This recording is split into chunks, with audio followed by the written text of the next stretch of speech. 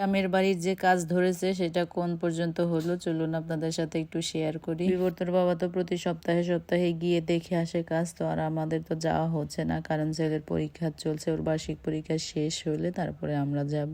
তো তাকে বলেছিলাম একটু ভিডিও করে নিয়ে আসতে, যে ভিডিও করে নিয়ে আসছে। আর যারা কাজ করে থাকে তো ওইখানেই, তো তাদের একটা রান্নাঘরও করা হয়েছে, তো সেটাও দেখি ভিডিও করে নিয়ে আসছে। আর এই যে হয়েছে আমাদের বিল্ডিং এর কাজ, সবগুলা পিলার কিন্তু দাঁড় হয়ে গেছে। তো এখন একটার সাথে একটা জয়েন্ট দিয়ে তারপরে এখন হলো ছাদ ঢালাইয়ের কাজ হবে, তার জন্য যা যা কাজ করা লাগে সেটাই করছে। আর আমরা যখন বাড়িতে যাব ওই দেখা যাবে যে 1 সপ্তাহের মধ্যে বা 10-15 দিনের মধ্যেই ছাদ ঢালাইয়ের কাজ শুরু হবে, সেটার জন্যই প্রস্তুতি চলছে আর কি।